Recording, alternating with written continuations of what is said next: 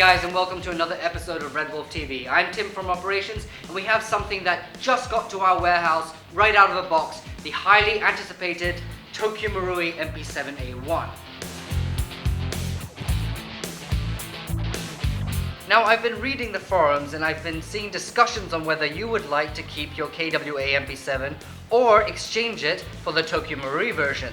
So I brought along KWA's NP7A1 to see the differences between the two. And we have installed the very first available accessory made specifically for Tokyo Marui NP7. More on that later, but right now turn up your speakers slightly as we're going to listen to how different they sound.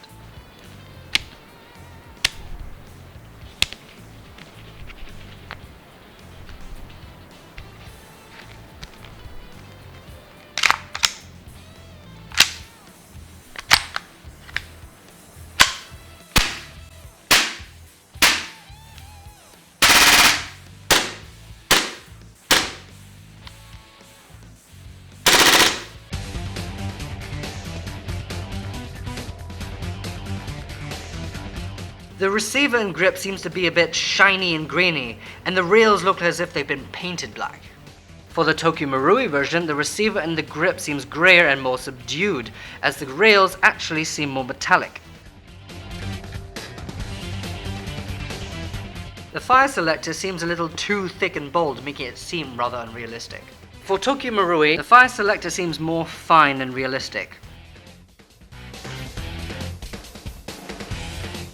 The engraving on the left side says it fires Cal 6mm BBs, which it does, but it takes away from the realism. For Tokyo Marui, you can see the engraving says Cal 4.6mm by 30, which is the real steel bullets for this gun. The stock travels back 8 inches, but it does wobble a little bit, and it looks like it's been painted, much like its rails.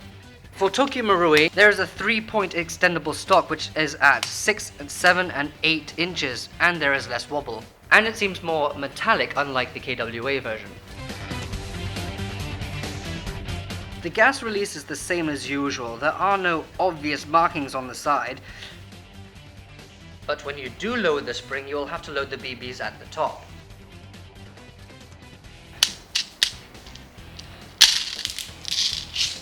For Tokyo Marui, at the back here you can see there is a lever which you can press for easier gas release.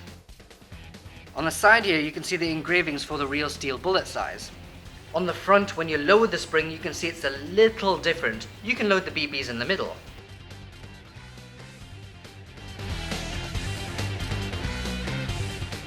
The charging handle on the KWA doesn't travel all the way back to its maximum length, whilst the Tokyo Marui one does.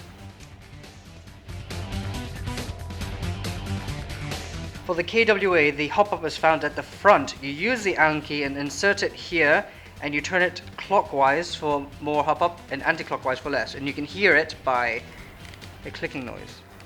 To increase the hop-up, lift up the trigger and adjust it by turning the hop-up anti-clockwise. Everybody knows that Tokyo Marui has the best hop-up system, so it's safe to assume that the Tokyo Marui version will reach the same maximum range as the KWA version, even with the less power.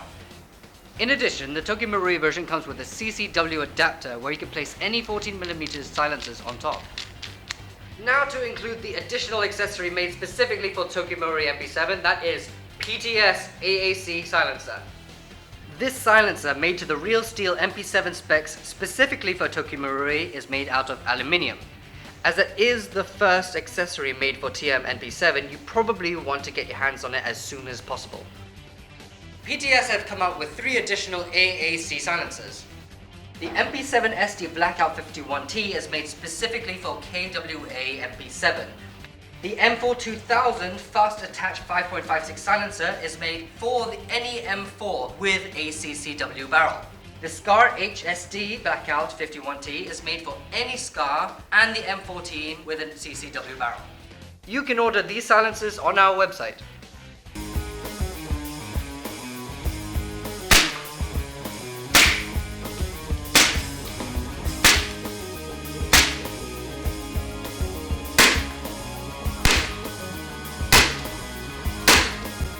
To test its accuracy, I'll be several meters downrange using KWA's version with 6mm BB 0.2 grams of HFC gas.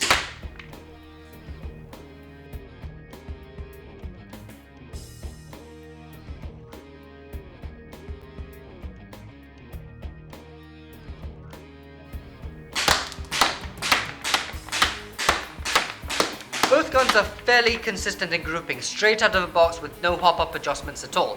But we're going to step it up a little bit by going to the 18 meter range, still using top gas, 6mm BB, 0.2 grams, with a few adjustments on the hop-up.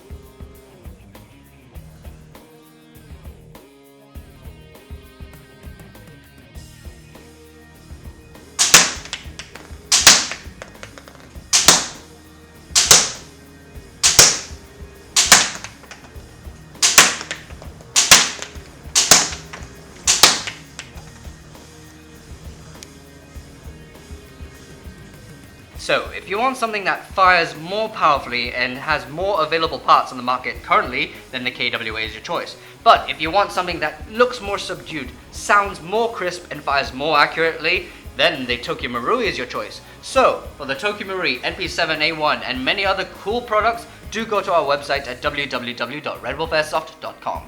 There's plenty more where that came from, so don't miss out on other episodes of RedWolf TV.